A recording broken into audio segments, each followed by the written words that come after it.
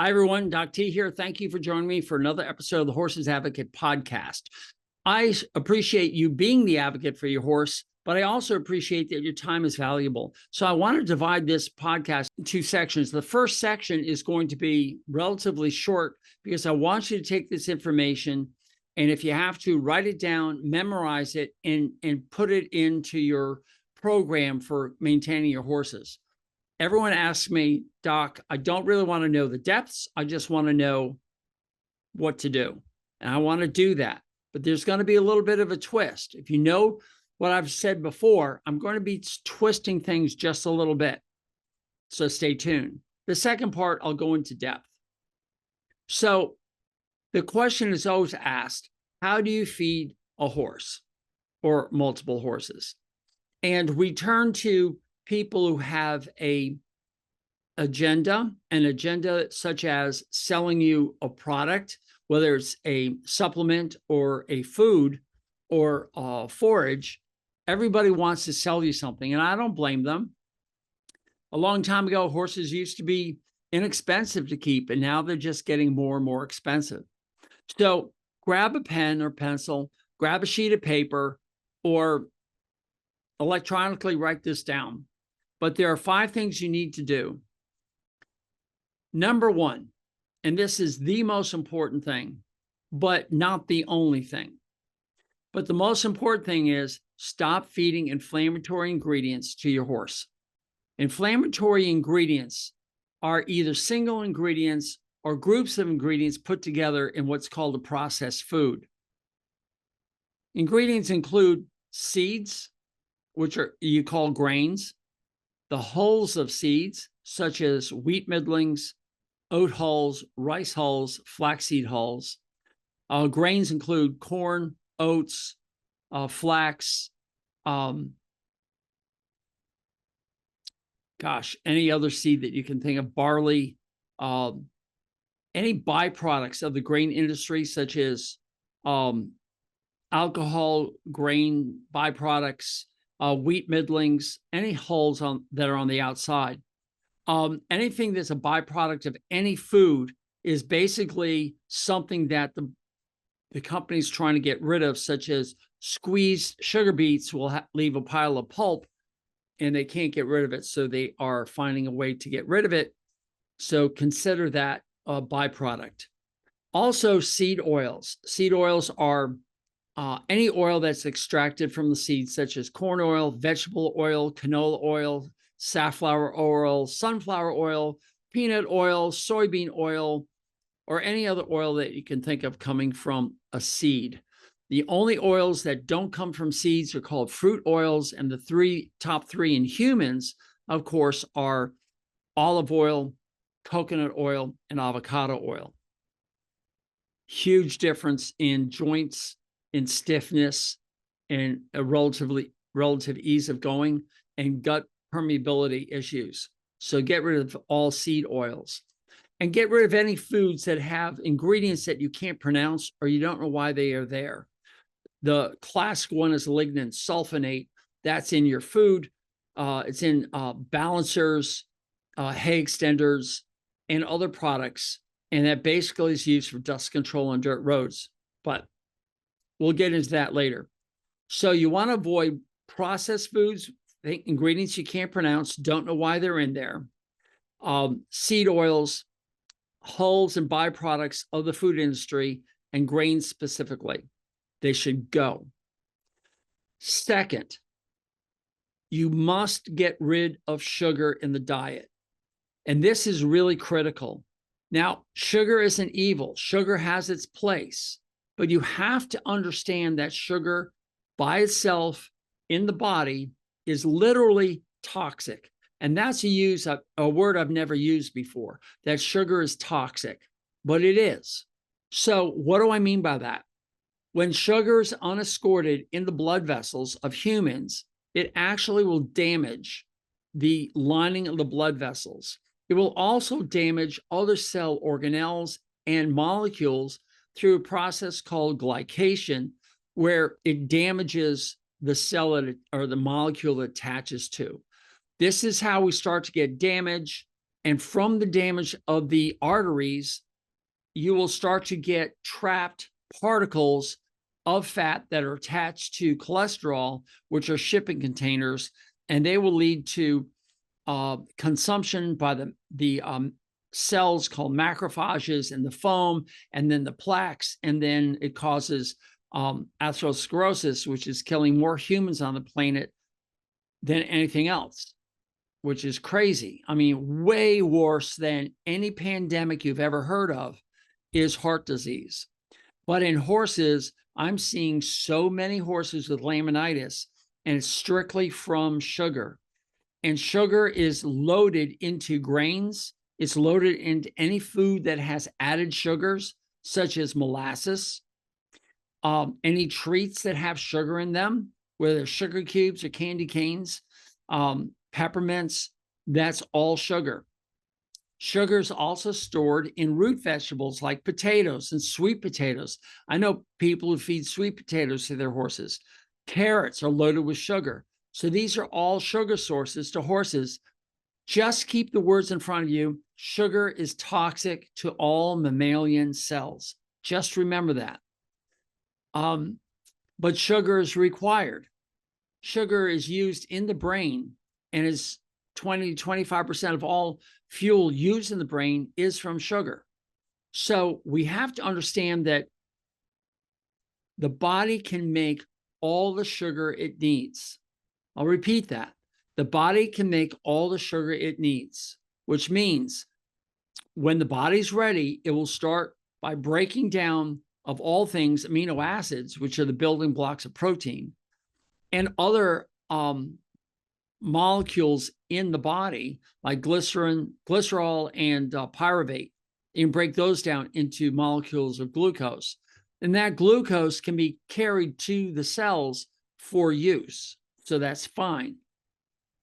But most horse people listening to this think that they need sugar for their horse to do their sport. And I'm telling you, you don't. All right. So step one, remove inflammatory ingredients, which includes sugar. Step two, think of sugar as a toxin and remove it from your food. Remember, one of the biggest sources of sugar in horses is hay and pasture. We have to remember that, especially when fructose gets involved in the spring grass. The sweet grass is fructose. All right, three, start feeding high quality protein.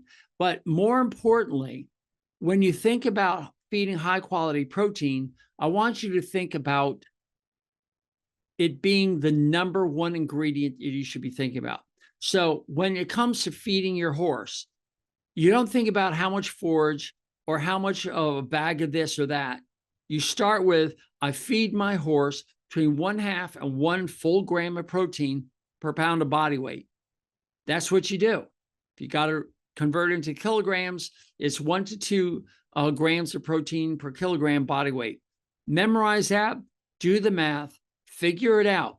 But I know that if you're feeding 1.5% of the horse's body weight of 10% protein hay, and you add to that 1 pound of soybean meal, or 2.2 kilograms, to a 1,200 pound horse, which is a 550 kilogram horse, they will be receiving the minimum amount of total protein they need to survive. And from that protein, they can get amino acids to build muscle, connective tissue, which includes tendons, ligaments, everything in between the cells of your lungs, the lining of your gut, even the dentin in the teeth. It's all collagen, and that's protein. The immune system, if you have horses that struggle against flies, for instance, in the summer, they're getting ventral midline dermatitis. That is an immune system problem. They need more protein to help build that up. Immunoglobulins or IgG or antibody titers. These are all proteins that we're talking about, just different words for proteins. The hooves and hair coat of your horse. Don't feed more oil to get a shinier coat. Feed more protein and you'll get that shiny coat. Feed more protein and you're going to have a hoof that your farrier can now work with to make a good quality supportive structure for the rest of the body. All the digestive enzymes are proteins. The neurotransmitters that make the horse work, including dopamine, which is the neurotransmitter that you're replacing when you treat for Cushing's disease, that is a protein. You need to be feeding high quality protein. So step 3 is feed enough of a high quality protein to your horse. And that's more than enough. Step 4, supply the needs for energy of the horse with fat. And you're going to say, wait a minute, what do you mean feed fat to the horse? Well, in humans, we would eat meat basically to get our fat. But in these herbivores that are not eating any meat, you have to understand that that big tank back there between their legs called the hindgut is filled with trillions of bacteria, and they are breaking down the cellulose. That's the structural part of the plant that they're eating. And they're going to break that down into fatty acids, specifically volatile or short chain fatty acids, specifically acetate, propionate, and butyrate. And butyrate is so important for protecting the gut and also nourishing the gut microbes, as well as feeding the horse. So that's where they get their fat. So when you're turning them out on that dormant pasture in winter, and it looks like they're down, their heads are down eating, but you're saying, oh, the nutrition's gone. That's not true. They're getting fat from that, and they're fueling themselves. Now, here's the neat thing. Now I'll tell you that in the second part. Just know that they get their fat from cellulose. So to keep the sugar out, and you're feeding a lot of hay, if your horse is storing excess body fat, there's only one reason for excess body fat, and that is you're taking in more sugar than the horse needs. And I'll explain that in the second part. So you need to decrease the sugar, and the horse will lose their body fat. And one good way to do that is soak every stem of hay that gets put in front of the horse. Soak it. Also, stop feeding hay 24/7. Where's the evidence that that prevents gastric ulcers? That's crazy. That doesn't make sense. All the evidence that I know of shows that a horse doesn't eat 24/7. They do a lot of downtime. They sleep at night. Some of them eat, I get it, but they don't eat all day. You can look out of the pasture anytime and see them just standing there swishing their tails. So don't be afraid of not feeding the horse, especially if he's fat and you have to get some of that fat off. The only way you get fat off is to stop feeding sugar. Remember, sugar is so toxic to the horse that any excess sugar is converted into fat so it doesn't damage the horse anymore. That's what body fat is. Your horse is trying to stop the inflammation caused by sugar in the body. That's all there is. I think I've covered 4 things. The 5th thing is write everything down. Start a journal and date it and say, from this point forward, I'm no longer going to feed inflammatory foods. I'm going to avoid sugar. I'm going to add a high quality protein source. I'm going to feed fat for fuel. I'm going to write everything down. That's it. The 5 things.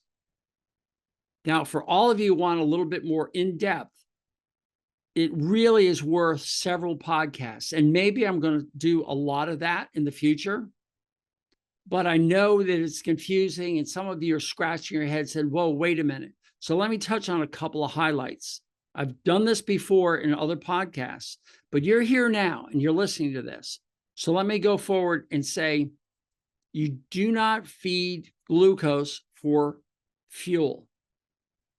The horse can develop all the glucose it needs to run any operation it needs. But what really works at the cell is the inflow of fat into the cell and the movement of that fat through the mitochondria into energy. And as the mitochondria consume all the fat that's inside the cell, more fat will come in and automatically fill that back up. So You've got a racehorse, you've got a competitive trail rider or endurance horse, you've got a 3-day eventer, you've got a horse that's being shipped across the country, or it's going to a horse show and it's being stressed. Don't add more inflammatory ingredients to that stress, but add enough fuel in the form of fat, which they get from cellulose, not like you and me. Horses are completely different. They will break down the cellulose, turn it into fat, and they will flow it into the cell, and the cell will attach a mitochondria to that fat globule, and they will consume that fat globule. Think of yourself in your barn right now, or in your kitchen, or wherever you are right now, in your car. And in that space, there are a bunch of very large bubbles, like soap bubbles, that are just floating around. But inside those bubbles is fat. And that fat is a high functioning, very efficient fuel for your horse. Remember, sugar is not efficient. It doesn't give a lot of energy. It requires 10 steps to get the energy out, and it creates free radicals. But fat only requires 4 steps to get the energy out. It doesn't create free radicals, and it's highly efficient, creating much more energy than sugar ever will. So what will happen is the fat will slowly shrink. So these bubbles get smaller and smaller and smaller and smaller and smaller. And then the horse is going to say, I had enough. I'm exhausted.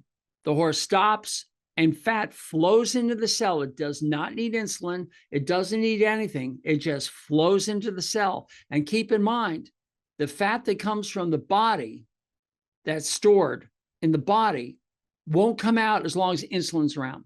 Insulin has to be gone for that fat to come out of the fat cells. So what happens is when you go no grain and start feeding protein, you'll see the horse consume most of his body fat. And oh my gosh, how thin that horse is. And you freak out. But what's happening is the horse has been converting the muscle that's gone, the top line, the meat between the ribs. So you're seeing the ribs, but you're actually seeing the lost meat in between the ribs. And you're seeing the belly hang down because the muscle is no longer strong enough to keep the guts up. So all of that muscle and your connective tissue, such as your suspensories that are failing you, the tendons that fail you, the dentin in the mouth that's failing and creating cavities and causing tooth fractures, all of that lack of protein is because your brain is craving sugar to operate, and your body is trying to create the sugar to operate, and it can't get it from the sugar the horse is eating. So it's over consuming the proteins. And because you're on a low protein diet, over time, all that protein is gone. That's it in a nutshell. So overnight, the fat will come in and fill those balloons back up in your room that are floating around, and they'll attach themselves to mitochondria, and the mitochondria will start to suck down that fat, and you'll be fine. It has been proven in humans that if you take muscle biopsies from sedentary young people, that fat never gets reduced inside the cell. Those globs of fat will be large before exercise and shrunk down to nothing after exercise. And then they'll be filled back up again the next day. That's how it goes. But in a sedentary horse, they get fat and they stay fat. But it's worse. There's something called the Randall Effect, which I like to do a whole podcast on, which was determined back in 1963 and published in 64. That's a long time ago. We're talking 65 or so years ago, where they discovered that if fat comes into the body through the food, i.e. the cellulose in the horse, and sugar comes in to the horse via grain, when you have sugar and grain coming into the cell at the same time, the cell will take the sugar and store it as glycogen and burn it up and get rid of it and do whatever it can to get rid of glucose, because glucose in excess is toxic. Remember rule number 2. So the fat globules inside the cell stay fat. They're never used. And all that sugar coming in will prevent the use of that fat. In addition, because we have so much sugar coming in, insulin will prevent the use of or the release of fat from the fat cells. And it will take whatever excess sugar there is and convert that sugar into body fat and shove it into the fat cells so the horse gains weight. In the meantime, the cell is struggling to keep going because they've broken down the system. The competition between sugar and fat has shut things down through what's called the Randall Effect. And when that happens, sugar's not used and the fat's not used, and the cell starves, basically. And that causes you to be hungry more. And so you go out and you start eating more food, and you're never satiated. In addition, if you start adding high protein because you think that this is all about feeding high protein, but you don't take away the inflammatory ingredients and sugar, then the protein will come in and the body will say, we have a substrate that we can convert into sugar to keep the brain alive. And boom, that soybean meal is turned into sugar, and the horse actually gets fatter while he's still there performing for you. He's not dying. But in the meantime, that protein is not going to your suspensories or your hoof or your hair coat or your enzymes or your neurotransmitters. So the horse is dying in front of you because, one, you're feeding inflammatory foods, grains, grain byproducts, seed oils, and ingredients that you can't understand, you can't read, you don't know why they're in there, who made them, how long they've been, has it been since they were made before they actually made it to your horse? Is the guarantee analysis actually there? Because it's killing our horses. 2, get rid of sugar. Sugar is toxic to your horse. You've got to get rid of sugar in every way possible. And yes, it's nice to have a bale of hay come in because you and I don't have 100 acres for our 2 horses. Some of us have 2 acres for 100 horses. It's ridiculous. We're dense and we don't have pasture. So we don't have the variety of pastures to feed our horses. So they're not getting the variety of plants to get the variety of proteins. So they're eating their 1 or 2 or 3 grasses or weeds that you have out there, or nothing. You have dirt. So you just keep feeding hay. The problem is the sugar content of the hay may be too much.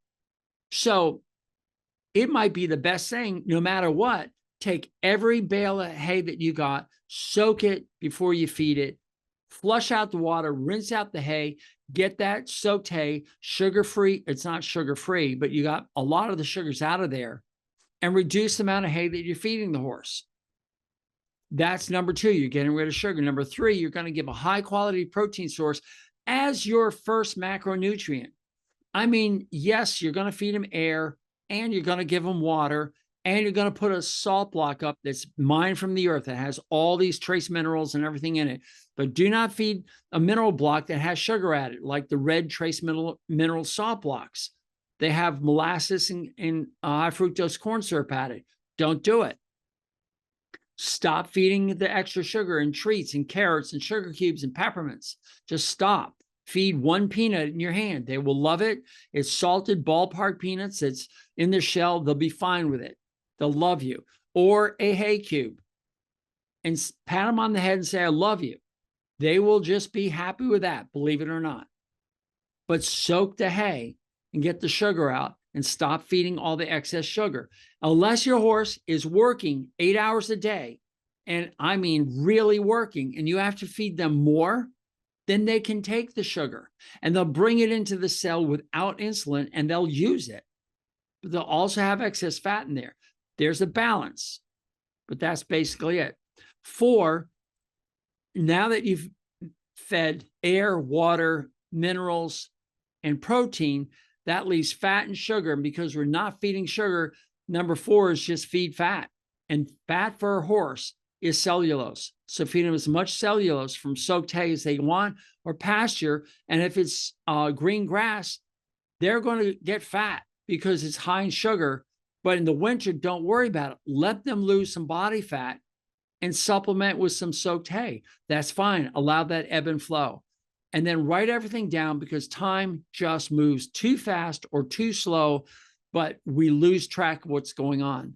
And that way you can say, my horse had excessive fat on the shoulders and the crest of the neck and the rump, but his top line was bad and his hooves had cracks and he had crushed heels. And I started this program on May 1st, 2024. And it went for 7 to 14 days, the 2-week no grain challenge, where I removed all the inflammatory ingredients. I only fed hay and I soaked the hay and I gave them nothing else because my jury's still out on the soybean meal. And just see what happens to the horse's brain, because the brain is inflamed as much as anything else, and you're going to have horrible behavioral issues. So do that. And then add your high quality protein, and know that in most horses, I'd say 99% plus, less than 1% of the horses may have an adverse reaction to soybean meal because they are genetically predisposed to type 1 equine polysaccharide storage myopathy, or EPSM. That's a possibility. All right. Or you put your horse on soy and they'll become hyperexcitable. Some horses, they start to gain weight on soybean meal. Well, find out where the other sugar source is coming in. Soak your hay. Don't let the horse have any other food. See what happens. But it's a matter of adjusting dials, because this dial is going to work on this horse, but may not work on that horse. You may be feeding tons of grain to this horse over here, and he can't gain any body fat. And that's because the gut microbes are so inflamed and so wrong that a horse is not getting any of the sugar or the fats that are coming in. He's basically shut down. And that horse is going to have laminitis and is going to be sick and die. And then over here, you got a horse that just seems to get fat on air, hence Shetland ponies or minis. And you have to really be careful of what goes in their mouth. They are really easy keepers. So you have to adjust the dials. But both those horses need protein. So protein should be the first macronutrient, and you should meet their needs with high quality protein. I've got plenty of podcasts on that. And then follow that up with fat to meet their needs for energy. And then if by some strange reason you find that the horse just poops out, doesn't have enough energy to do the race or anything like that, fine. You can add some oats. That's it. Cleaned oats where the shell's taken off. But that's such a rare instance for 99% of you guys who are listening to this. You can add cool stance, which is shredded coconut meal for the ancient horses that have lost muscle tone and lost body fat, and you want to be adding fat. That's fine. That fat's going to go into the muscles and actually help the horse continue to live pain-free. It may not add enough body fat, but you can keep adjusting that and keep feeding them more hay, and you don't have to soak the hay for those guys. So it's basically that. Air and water, minerals, protein, and fat. And don't feed sugar. Just don't. It's just not helping any mammal out there. Your dogs, your cats, yourself, and especially our horses. It's killing them. Just step into my time machine. Let's go back to 1973 when I started with horses, and the diseases weren't there that we're seeing today. It's all based on diet, I think. So that's it. I've spent a lot of your time. It's not that long a podcast from what I see. I'm just glancing at the clock. I'll try to get into some more details in future podcasts, but I think that's enough. Just remember your 5 things. You want me to repeat them one more time before you go? You can shut me off and move on. That's fine. But for those of you who just want to hear it one more time, step 1, remove all inflammatory foods. Step 2, stop feeding sugar. Step 3, add high quality protein. Step 4, top off the tank with some fat that they get from cellulose. And step 5, write everything down. Once you write it down and you see the progress, you'll be amazed. That's it. I've got nothing else. I'm here just for the horse. I have no product to sell you. I just have this information. So if this works for you and you like it, the payment will be, you need to tell other people. Pass this on. Let everybody know about this podcast so you can learn about it a little bit more. All right. Thank you for taking the time to listen to this. I appreciate it. Bye. Hey, everyone. Doc T here. Thank you for listening to my content. Would you do me a huge favor? would you please subscribe, comment, like, thumbs up, and give a star review? However it's presented to you, I want you to do that. There's two reasons. The first, of course, is to improve this product. This way I know what you like, what you don't like, what I can improve upon, what topics you want me to cover. But more importantly, it's also going to help others find me. And by doing that, you are now engaged in this mission of helping horses thrive in a human world. By you helping, we can reach others. And that I would be so grateful for. And remember, go to thehorsesadvocate.com for updates on this information. Thehorsesadvocate.com. And again, thank you so much for being here. Doc T out.